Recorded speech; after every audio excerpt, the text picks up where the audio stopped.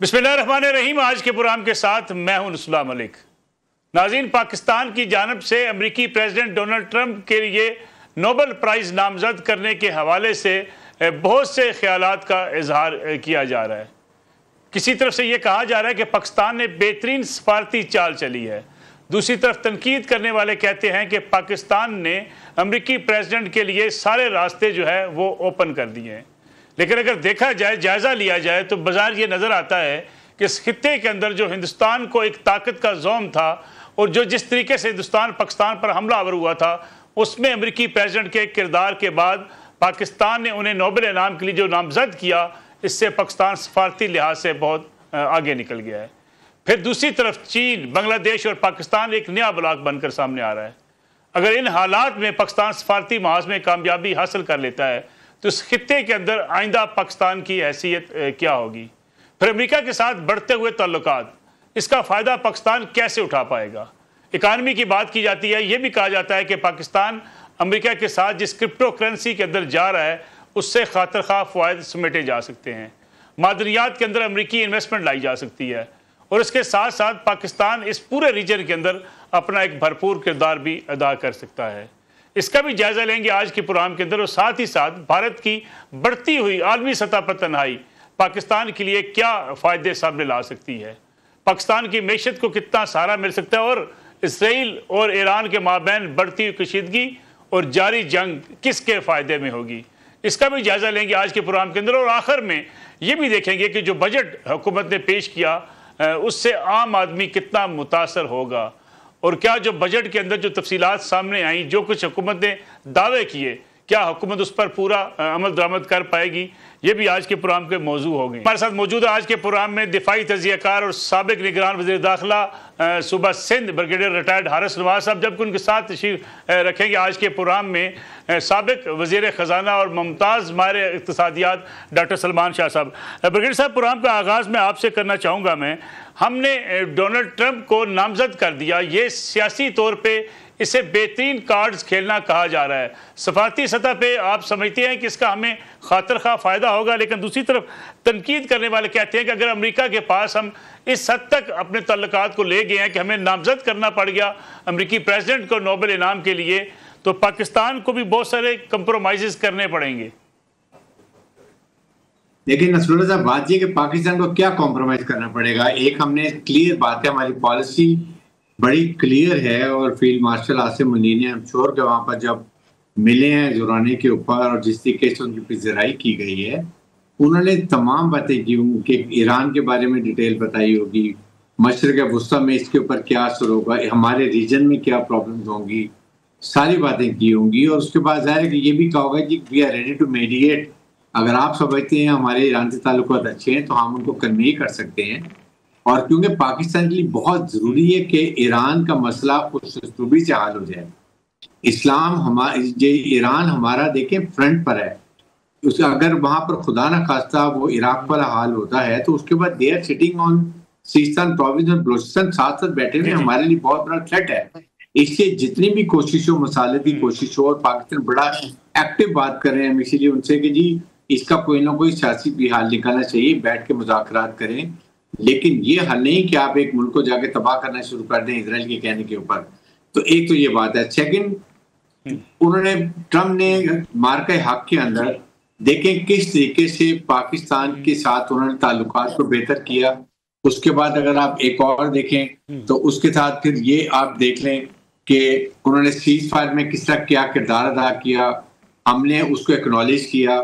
उसके बाद 12-13 दफ़ा उन्होंने पाकिस्तान की बात की, कश्मीर की बात की, कश्मीर में सालसी की बात की, कश्मीर को इंटरनेशनलाइज कर दिया, इंडिया को कॉर्नर कर दिया, इंडिया को उन्होंने लिफ्ट नहीं कराई, इंडिया को आइसोलेट कर दिया। और पाकिस्तान इस मार्के हक के बाद एक उन्होंने अमेरिकन ने रियलाइज कर लिया कि उन्होंने इंडिया के ऊपर गलत इन्वेस्टमेंट की हुई थी। इंडियन लीडरशिप भी कमजोर और उनकी फौज अनट्रेन्ड, अनप्रोफेशनल। सो अभी Pakistan has emerged as a regional stabiliser कि इस रीजन में आप देखें ना, Bangladesh, China, Burma, then you talk about Sri Lanka, Nepal, तमाम ममालिक जो है ये एक ग्रुप बन गया और इंडिया टोटल आइसोलेट हो गया है। तो अब उन्होंने भी रियलाइज किया कि पाकिस्तान को कोई मेजर रोल देना चाहिए। हमने दुनिया को ये भी बता दिए कि पाकिस्तान एक बहुत ही मैच्योर रिस्पॉन्सिबल न्यूक्लियर मुल्क है और बैटल हार्डन और प्रोफेशनल आर्मी हमने प्रूव कर दिया। इसलिए उन्होंने अब सोचा है कि पाकिस्तान के साथ ताल्लुकात को बेहतर किया जाए, लेकिन आई एम श्योर कि जब हमारे फील्ड मार्शल वापस आते हैं तो वो चाइना को कॉन्फिडेंस में जरूर लेंगे, चाइना को बताएंगे कि nothing is at the cost of China, China is our life time friend, इस पे कोई कॉम्प्रोमाइज नहीं है। और चाइनीज दे डोंट माइंड, वो कहते हैं आप अमेरिकन। लेकिन ब्रिगेडियर साहब मुश्किल काम नहीं होगा ये वाला कि हम अगर अमेरिकी प्रेसिडेंट को नोबेल प्राइज के लिए उनको जो है वो नामजद कर रहे हैं, दूसरी तरफ चीन के साथ हमारे बड़े दरीना ताल्लुकात हैं, चीन कहीं किसी न किसी मौके पे डिस्कम्फर्ट हो सकता है? चीन कभी भी नहीं होगा अगर हम eight the cost of China नहीं करते। देखिए चाइना से मैंने पहले बात की है कि चाइना के साथ हम किसी को कंपेयर नहीं कर सकते। चाइना ने जो हमें मार के हक पे सपोर्ट किया, जिस तरीके से सपोर्ट किया है, चाइना हमारा life time war tested, peace time tested, Himalaya से ऊंचा और समुद्र से गहरा दोस्त है, कोई डाउट नहीं। ये हमारी हुकूमत को बड़ा क्लियर चाइना को बता देना चाहिए। चाइना को मेरे ख्याल में इसके बारे में उनको मालूम भी है, तो ये चीजें हमें इस पर कोई कॉम्प्रोमाइज नहीं करना। अमेरिकन से हमें भी पता है कि वो उनकी जो दोस्ती होती है एट टाइम, आप देख लें 79 में देख लें, 2001 में देख लें, 9/11 में देख लें, वो हम तो वी हैव टू मेंटेन। आप दोस्ती हर एक से रखते हैं लेकिन अपनी पॉलिसी को परसू करते हैं अपने नेशनल ऑब्जेक्टिव्स में देखे हुए। That we have to maintain a balance, that is what is quality of diplomacy जो हमारी हुकूमत को और हमारी एस्टैब्लिशमेंट करें। बिल्कुल ठीक। ये ब्रिगेडियर साहब आज तो कि ये बड़ा एक कामयाब विजिट है फील्ड मार्शल जो है आज सईद आसिम मुनीर साहब का, लेकिन इसमें दो बड़े इश्यूज हैं। एक तो ईरान इजराइल की जो जंग है उससे हट के दो बर्निंग इश्यूज हैं, एक है फ़लस्तीन का मसला, दूसरा है कश्मीर का मसला। क्या पाकिस्तान इन दोनों मसाइल पर अमरीकी इंतज़ामिया को, अमरीकी हुकूमत को कायल कर पाएगा, कायल कर सकता है? कोई ऐसा रास्ता निकल सकता है फ़लस्तीनियों को उनका राइट मिले, कश्मीरियों के लिए जो है वो मामलात बेहतर हों, उनके ऊपर मुजालम बंद हों, उनको उनका हक़ खुद इरादियत मिले? देखिए कश्मीर के ऊपर तो मेरे ख्याल में जो है ना वो पाकिस्तान ने अपना नुक्ता क्लियर कर दिया है और अमेरिकन ने रियलाइज कर लिया है कि Kashmir remains a nuclear flash point, जो पाकिस्तान हमेशा कहता था। क्योंकि इसीलिए वो बार बार कह रहे हैं कि मैंने दो न्यूक्लियर मुल्कों की लड़ाई में सीज फायर करवाई है, मीन के झगड़ा कश्मीर के ऊपर ही है और इसलिए वो कह रहे हैं मैं सालिसी के लिए तैयार हूँ। इंडियन की माँ मरी हुई है इसलिए कि वो कहते हैं कि कश्मीर में बात नहीं करेंगे, वो अपना टूटंग कहते हैं। एटलीस्ट अमेरिकन ने, और उसके बाद अमेरिकन की वजह से ये अभी एक इंटरनेशनलाइज इशू हो गया है इस रीजन में भी। रशिया चाइना भी हमने इसको देखना है कि हमने डिप्लोमेटिकली कैसे इसको कैश करना है, कैसे इसको और हाईलाइट करना है, ताकि दुनिया ने देख लिया कि इस रीजन में क्या प्रॉब्लम हो रही है। तो हमें अब इसको रशिया चाइना, अब ईरान भी हमारे साथ आ गया क्योंकि इंडिया ने ईरान के कमर में छुरा घोंप दिया है। जब उसने जब जाके वहां पर 6 बार में ये गई थी रॉ, तो उसने मुसाद को भी वहां ले आए।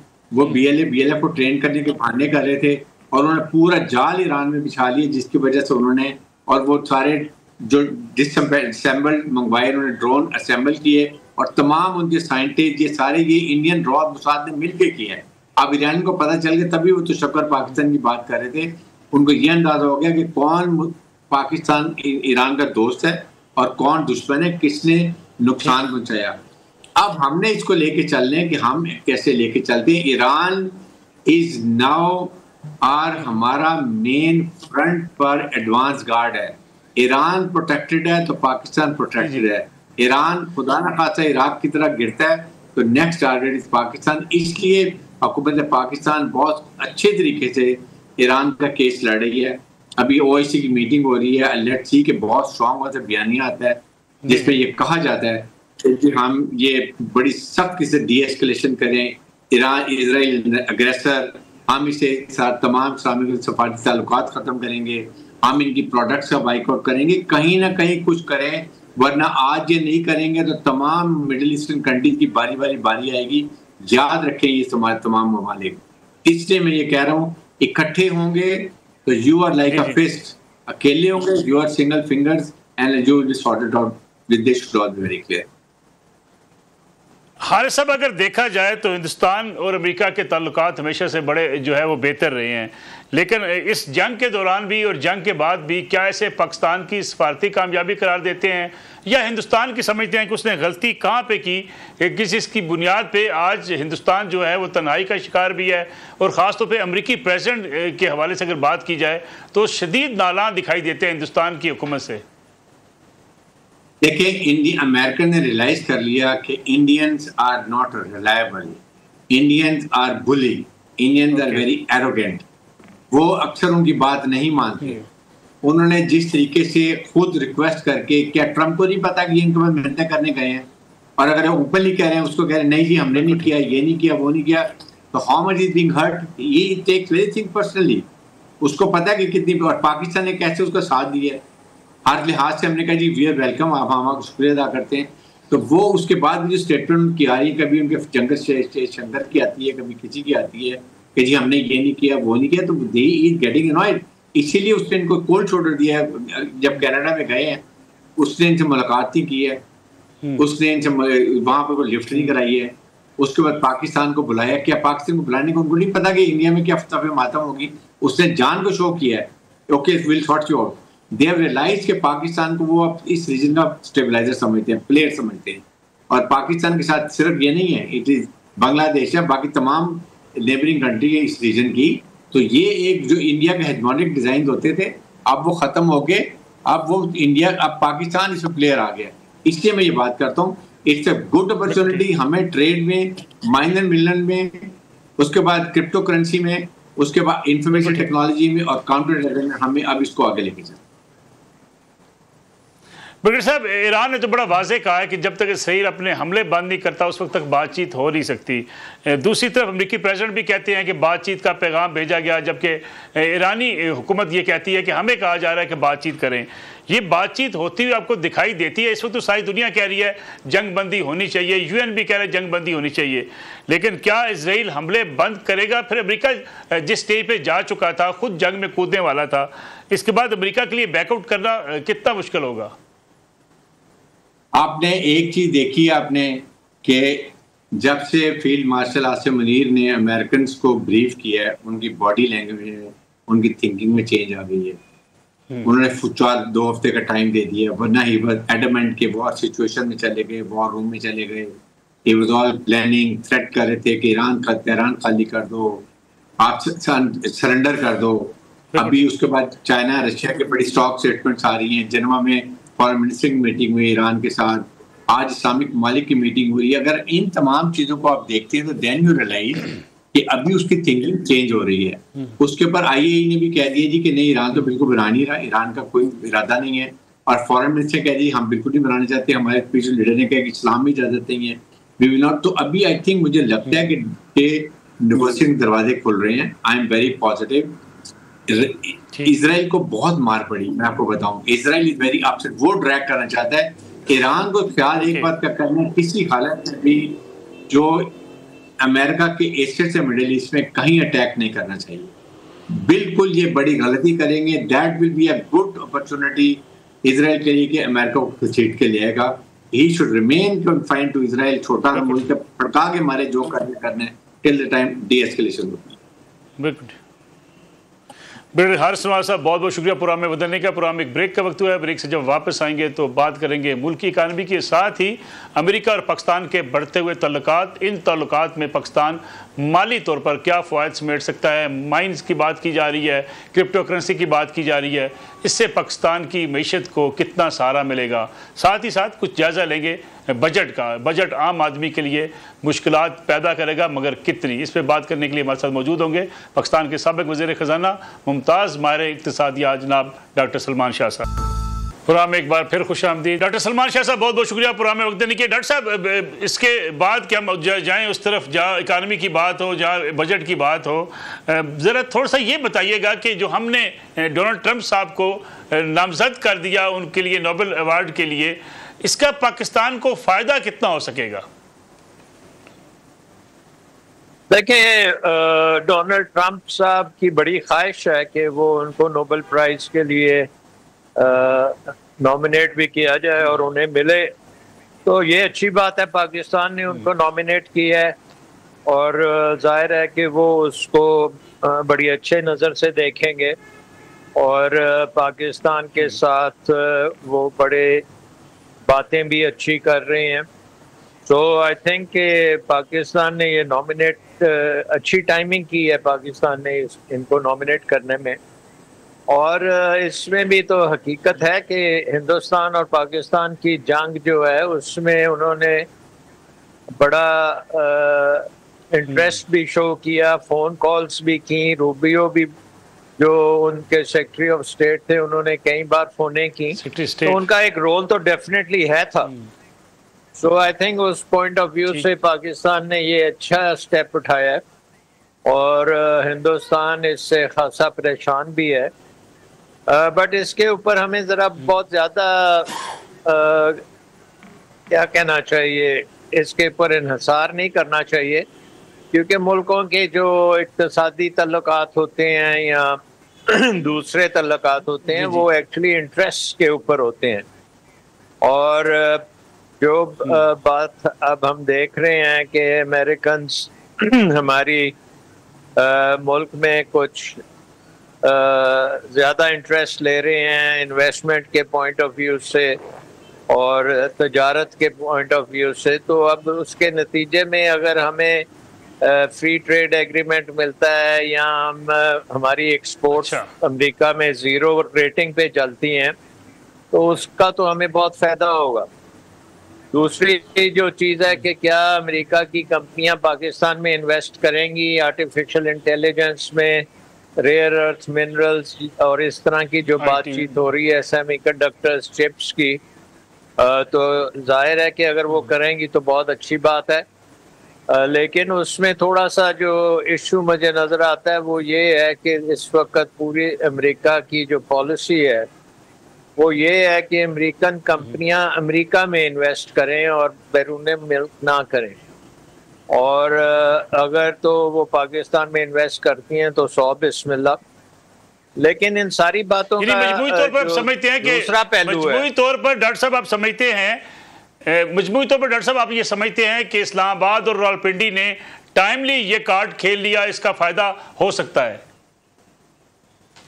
इसमें एक दूसरा पहलू भी है कि इसको चीन किस नज़र से देखेगा, और अगर वो चीन इससे कुछ उसको प्रॉब्लम्स हो या वो समझे कि ये चीन के खिलाफ कोई स्टेप्स किए जा रहे हैं तो फिर हमारे लिए बड़ा मुश्किल होगा, क्योंकि चीन हमारा ज़्यादा ट्रस्टवर्दी दोस्त है और हमारी चीन के साथ एक स्ट्रेटेजिक रिलेशनशिप है जो अमेरिका के साथ नहीं है। सो अमेरिका के साथ हमारी ट्रांजैक्शनल रिलेशनशिप हो सकती है, लेकिन स्ट्रेटेजिक रिलेशनशिप हमारी चाइना के साथ।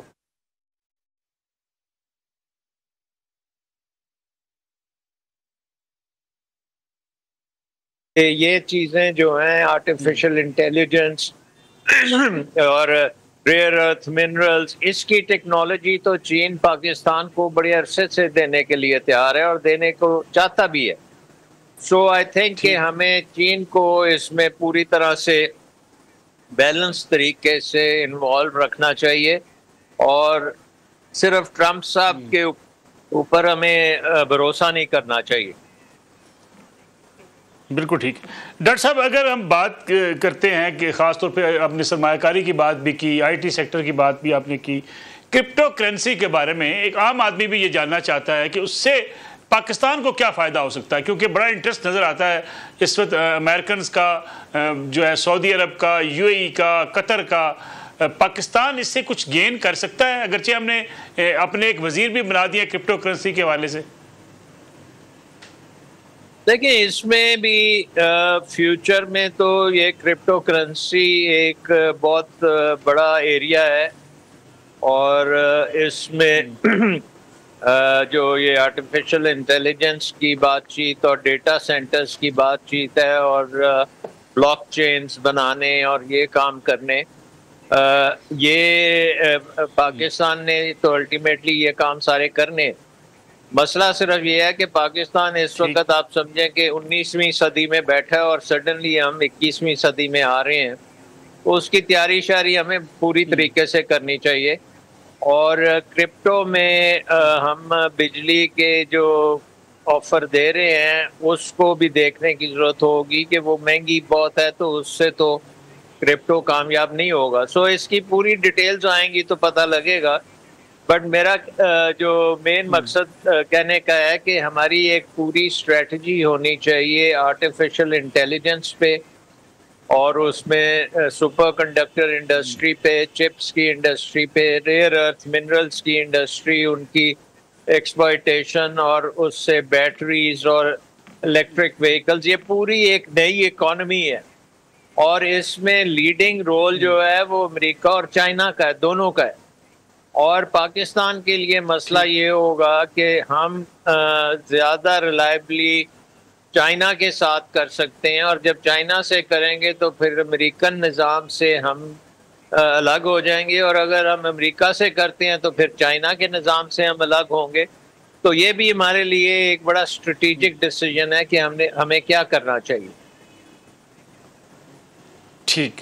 डॉक्टर साहब, अगर हम बजट 2025 की बात करें तो हुकूमत दावेदार है कि इस बजट से हमने डायरेक्शन सेट कर ली है, आने वाले साल बेहतरी के साल हो सकते हैं। दूसरी तरफ आम आदमी से बात की जाए, वो कहता है जी जनाब महंगाई बढ़ेगी, बजट का सारा टैक्सेस का बोझ आम आदमी पर डाला जा रहा है। अगर कहीं रिलीफ भी थोड़ा बहुत दिया गया तो दूसरी तरफ से हुकूमत ने टैक्सेस की भरमार कर दी। एक सोलर पैनल थे जो आम आदमी के सस्ते थे, उस पर भी टैक्स लगा देना। फिर गाड़ियों की इंपोर्ट की इजाज़त 5 साल की दे दी गई, लेकिन 40% इजाफी टैक्स लगाया जा रहा है। तो इस बजट को आप मजमूई तौर पे कैसे देखते हैं? आम आदमी तो इस पे आज भी चीखता हुआ दिखाई देता है।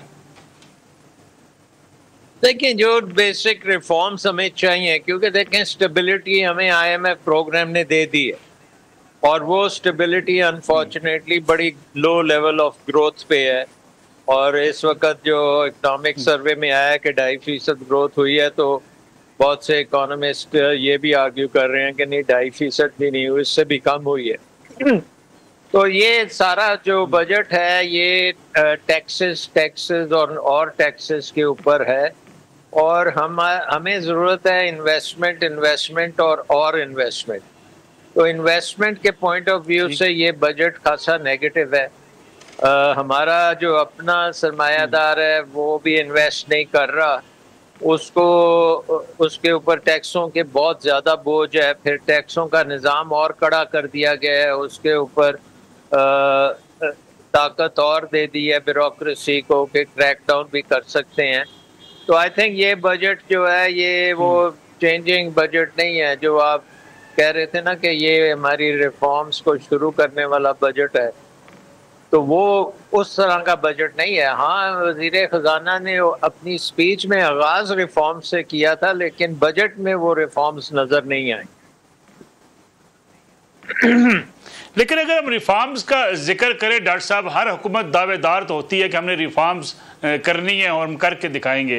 वज़ीर ख़जाना की अपनी स्पीच, जैसा कि आप ख़ुद भी कह रहे हैं कि इब्तदाइया उसका रिफॉर्म से ही है, लेकिन रिफॉर्म्स होती हमें नज़र आती नहीं है। आज भी वही सारा सिस्टम है, आज भी लोग जो है टैक्स पेयर जो हैं वो लड़ते हुए नज़र आते हैं रेवेन्यू इकट्ठा करने वालों के साथ।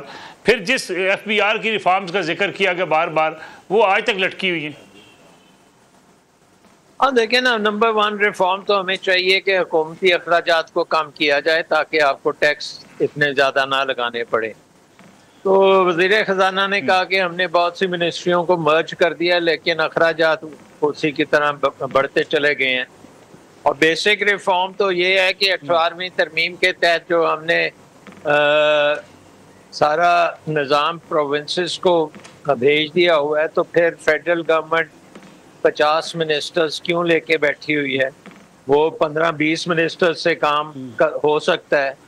और इतना बड़ा जो निज़ाम है ब्यूरोक्रेसी का, वो क्यों हमने रखा हुआ है? इतनी ज़्यादा रेगुलेशन हमने क्यों रखी हुई है? इतनी ज़्यादा सख्ती जो FBR करता है कानून में, वो उसको क्यों इतने इख्तियार दिए हुए हैं? तो ये तो सारी चीज़ें जो हैं ये एंटी इन्वेस्टमेंट है, क्योंकि अखराजात बढ़ते जा रहे हैं, टैक्स बढ़ते जा रहे हैं और इन्वेस्टमेंट नीचे आती जा रही है। और इन्वेस्टमेंट जब तक हमारा अपना इन्वेस्टर इन्वेस्ट नहीं करेगा तो बैरून मुल्क से भी इन्वेस्टमेंट नहीं आएगी। और ये जो बातें हम सारी कर रहे हैं कि अमेरिका से आ जाएगी या इधर उधर से आ जाएगी, अगर आज भी ये अगर डोनाल्ड ट्रंप आपके साथ दस्तखत कर देता है तो उस इन्वेस्टमेंट को आते आते 5-10 साल लग जाएंगे। तो उसकी वजह यह है कि हमारा निज़ाम जो है वो बहुत एंटी इन्वेस्टमेंट है और हर जगह पे रुकावटें हैं, हर जगह पे ब्यूरोक्रेसी है। तो रिफॉर्म्स जो हम चाहते हैं वो ये हैं कि हुकूमत का जो रोल है वो कम किया जाए, डीरेगुलेट किया जाए, प्राइवेटाइज किया जाए।